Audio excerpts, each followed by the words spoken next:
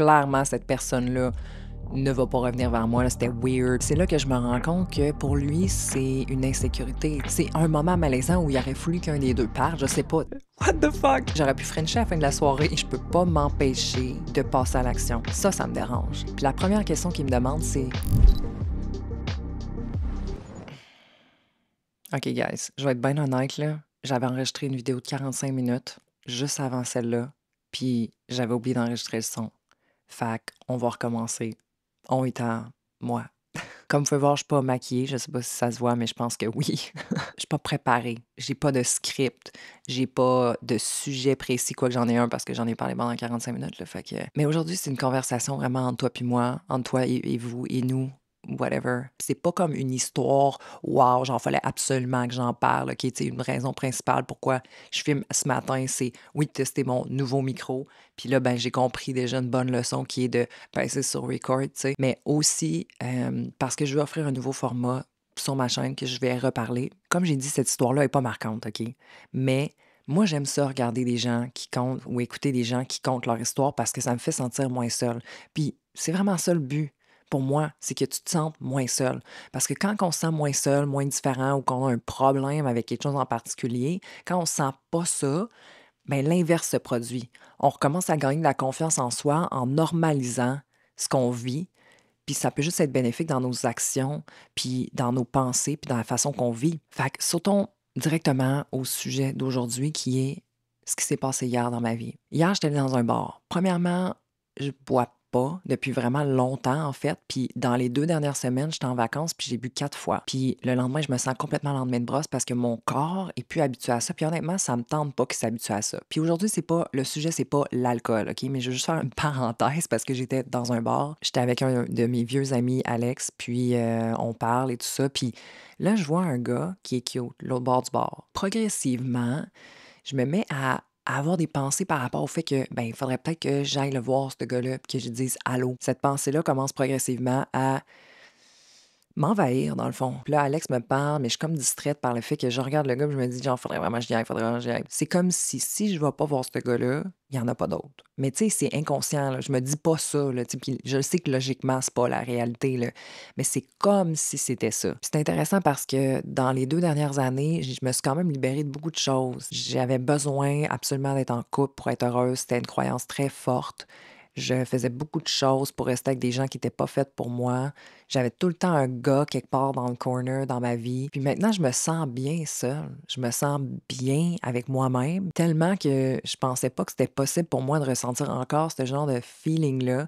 En fait, qui est pas exactement le même feeling, mais qui est quand même relié à la même blessure. Bref, je suis dans une énergie que je reconnais, mais je peux pas m'empêcher de passer à l'action. J'étais tellement distraite qu'il fallait absolument que j'aille voir le gars de l'autre bord du bar et que ça soit réglé. L'autre bord du bar, ça va être probablement le titre de cette vidéo-là. Là. Bref, là, je dis à Alex, écoute, genre, je suis distraite, je vais aller voir le gars de l'autre bord. Je vais vers le gars, puis je fais juste dire, écoute, je te trouvais cute, puis je voulais juste venir te le dire, tu sais. Vraiment simple. Puis il fait, ah, merci, toi aussi, t'es cute, tu sais. Puis la première question qu'il me demande, c'est, t'as quel âge? Ouch. J'ai 37 pour ceux qui savent pas, mais je me sens zéro comme si j'avais 37 ans, là. Puis physiquement, je me sens pas non plus comme si j'avais 37, fait que juste le fait qu'il me demande ça, c'est comme j'ai-tu l'air vieille? Puis là, moi, je lui demande, puis toi, t'as quel âge? Avant de dire 30, il hésite. C'est là que je me rends compte que pour lui, c'est une insécurité. Oui, peut-être qu'il me trouve trop vieille pour lui, OK, c'est un point, mais aussi il assume pas le fait qu'il est plus jeune, puis il se sent comme inférieur par rapport à ça, on dirait. Bref, on saura jamais vraiment c'est quoi la réponse là-dedans. OK, on peut tout avoir une perception de ce qui s'est passé, mais on s'en calisse un peu. Ça fait comme une minute que je suis là, je sais pas très longtemps. Là. Je suis comme, OK, ben, regarde, moi, je vais retourner voir mon ami. Là. Je suis un peu rude, puis, tu sais, je voulais juste te dire coucou. Juste avant que je parte, il dit quelque chose. Fait que là, je suis comme, ben, tu veux-tu qu'on échange nos contacts? Je me rappelle pas de la phrase exacte, OK, mais ça ressemblait à genre, ben, tantôt. What the fuck? Mais là, il me demande mon nom de famille. Puis moi, au lieu de faire comme, hey, dude, là, tu sais, genre, tu sais, j'y donne. Je suis comme trop stressée, je suis comme, j'y donne, tu sais, il y a rien de mal là-dedans, OK? Mais c'est juste, je donne mon nom de famille, puis là, je dis, ben, tu vas pouvoir aller me stalker, tu sais. Je savais que c'était clairement ça qu'il allait faire. Puis c'est pas que ça me dérange, mais mon YouTube, puis mon Instagram est très personnel. Tu sais, je partage beaucoup de mes histoires, puis on peut se faire un portrait de moi sans vraiment me connaître, puis Ça me dérange. Ça me dérange que la personne se fasse une perception de moi complète, puis prenne pas l'effort d'apprendre à me connaître, puis se dise ah, cette fille-là est genre, mettons, comme ça. D'un autre côté, on peut se dire, hey, c'est moi. Fait que si cette personne-là aime pas ça de moi, ça marcherait pas anyways. Mais je pense quand même qu'on peut apprendre progressivement à connaître quelqu'un, puis que c'est pas nécessaire de tout dévoiler dès le départ. Puis c'est vraiment pas mon objectif, mais si le moindrement la personne va sur mon Instagram, on dirait que c'est ça qui arrive. Anyways, fait que je vais me rasseoir avec mon ami Alex, puis là, on voit que, bien sûr, il me stalk avec ses amis sur le cellulaire, puis ils sont comme genre «Hey, bro! Hein.» Je continue ma conversation avec Alex, on continue la soirée, mais tout le long de la soirée, il est l'autre bord du bar. C'est un moment malaisant où il aurait fallu qu'un des deux parte, je sais pas. Tu sais, moi, je suis pas capable de revenir dans une énergie où il n'existe plus, puis ça s'est pas passé, puis il viendra peut-être pas me voir. Clairement, cette personne-là ne va pas revenir vers moi, là, c'était weird. Mais il reste des résidus d'espoir, tu sais, de «Ah, peut-être.» Quelque chose que je réalise par rapport à ça, en fait, il y a plusieurs choses que je réalise par rapport à ça que j'ai le goût de vous partager aujourd'hui. Premièrement, l'énergie que j'avais avant même d'aller vers le gars n'était pas une bonne énergie. C'est une énergie qui prend tout le contrôle et qui étouffe qui je suis pour essayer de plaire, puis c'est très inconscient. Il y a plusieurs raisons, tu sais, c'est connecté à une blessure de vouloir me faire choisir, de peur du rejet, puis aussi le fait que je vois pas souvent les gens, fait que c'est comme si je me disais c'est la dernière chance ever que j'ai. Il y a plusieurs raisons, mais on s'en crisse un peu des raisons. Ce qui est important, c'est comment je me sens quand je vis ça, d'en être consciente quand ça arrive, puis d'agir différemment. Oui, il y a une partie qui est normale de se sentir nerveuse ou hors de ma zone de confort, d'aller vers quelqu'un parce que je le fais pas souvent.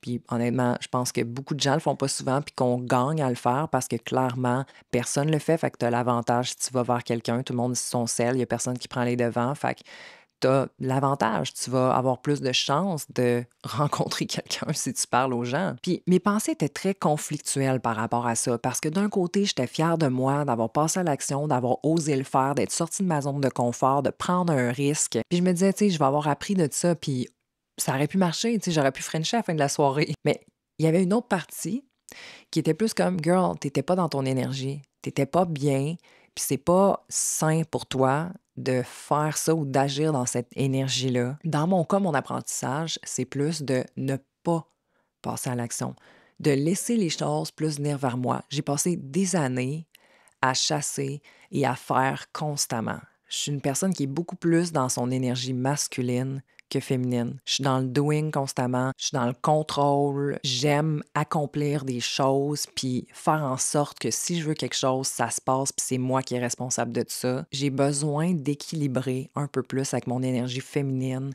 dans l'intuition, dans le laisser être puis laisser les choses venir à moi. On a besoin des deux, OK? On a besoin autant d'investir dans ce qu'on veut que de laisser les choses venir à nous. Mais ce que je me rends compte, c'est que moi, je laisse pas les choses venir à moi. Puis l'homme a besoin de chasser, c'est dans sa nature. Si on ne fait pas d'effort, puis que la personne nous apporte tout sur un plateau d'argent, on sent pas la valeur de ce qu'on reçoit. Pour sentir la valeur d'une personne ou d'une situation, d'une chose, peu importe, il faut qu'on aille investir financièrement, énergétiquement, dans le risque de peut-être perdre ça. Il faut qu'on ait investi. Il faut qu'on sente qu'on a quelque chose à perdre parce qu'on l'a investi. Si on donne tout sur un plateau d'argent, la personne ne sent pas ça. Fait que pour moi, la leçon, c'est quand je sens cette énergie-là qui revient, cette énergie de nervosité, d'urgence, c'est de ne pas agir dans cette énergie-là, de rester en moi puis de laisser les choses venir vers moi aussi, de faire confiance que ça peut venir vers moi. Parce qu'il y a une croyance que j'ai que si je passe pas à l'action, ça viendra pas vers moi. Puis c'est ça aussi qu'il faut démanteler. Il faut prouver à notre cerveau qu'il existe autre chose que ça. Puis pour ça, la seule façon, c'est de laisser les choses venir vers moi puis de pas agir quand je sens cette énergie-là. Je peux faire un sourire au gars à l'autre bord du bord, mais de pas aller all the way, de pas tout donner. Puis que si je me sens pas bien, que je sens ça, que je me sens pas moi, it's not the way to go. Puis ma deuxième leçon est reliée à ça, et c'est que quand je suis allée le voir, on a échangé quelques small talk et j'aurais dû partir tout simplement, faire: «Hey, en tout cas, c'est le fun de te rencontrer, bonne soirée» et laisser le mystère planer. Laisser le doute là, que ça se peut qu'il ne me revoie pas, s'il fait pas un effort, ça se passera pas, qu'il faut que lui passe à l'action aussi. Au lieu de faire: «Hey, on échange-tu nos contacts? J'aurais juste dû partir. Puis là, je sais, j'aurais dû, regarde, je suis pas en train de me taper sa gueule, c'est arrivé, c'est correct, OK, je me donne de l'amour, de la compassion. C'était pas nécessairement un mauvais move, ça aurait pu marcher. Il était pas intéressé, c'est correct aussi. Puis encore pire que ça, je dirais, c'est quand je lui ai donné mon nom de famille, après qu'il m'ait dit: «Ouais, ouais, tantôt, on s'échangera nos contacts peut-être», tu sais, genre quelque chose de vraiment vague puis dégueu. Là, encore une fois, j'avais la chance de le faire travailler, de pas lui donner mon nom de famille pour qu'il ait stocké toute ma vie puis qu'il ait tout, encore une fois, servi avec des fruits, du chocolat puis toute la patente, là, tu sais. Non, si tu veux mon nom, ça se mérite. Je sais que ça peut paraître prétentieux, mais avec les peut-être puis l'âge qu'il m'a demandé puis tout ça, c'est comme: «Pourquoi moi je suis en entrevue? Prouve-moi qu'il faut que je te choisisse aussi. En ce moment, tu m'as rien prouvé pantoute». Trop souvent, on oublie que nous aussi, on choisit. Bon, là, je sais pas trop, je suis rendue à combien de leçons parce que c'était comme 2 en 1 dans la dernière, whatever. Quand je suis revenue, j'ai juste pris le temps de m'asseoir puis de méditer pendant à peu près 10 minutes. Quelque chose d'important, je trouve, c'est d'adresser les sentiments qui refont surface dans ces situations-là. Je pense que c'est vraiment important d'être plus connecté à notre être dans des moments comme ça, parce que c'est là qu'on apprend aussi, puis qu'on peut faire les choses différemment, puis qu'on peut aussi se donner la compassion puis l'amour qu'on a besoin. Puis une autre leçon que j'ai retirée de ça, c'est que des fois, on pense qu'on est guéri, tu sais, on pense que on a passé à travers quelque chose, puis que on ressent plus cette même blessure-là se présenter. Puis ça veut pas dire qu'on n'a pas guéri, parce que ça se passe. On continue d'évoluer et de changer en tout temps. Même si tu essaierais de pas changer, la vie, elle évolue et toi aussi. Bref, j'espère que vous avez aimé la conversation d'aujourd'hui. Si c'est le cas, n'oubliez pas de me le faire savoir en commentaire. Bye!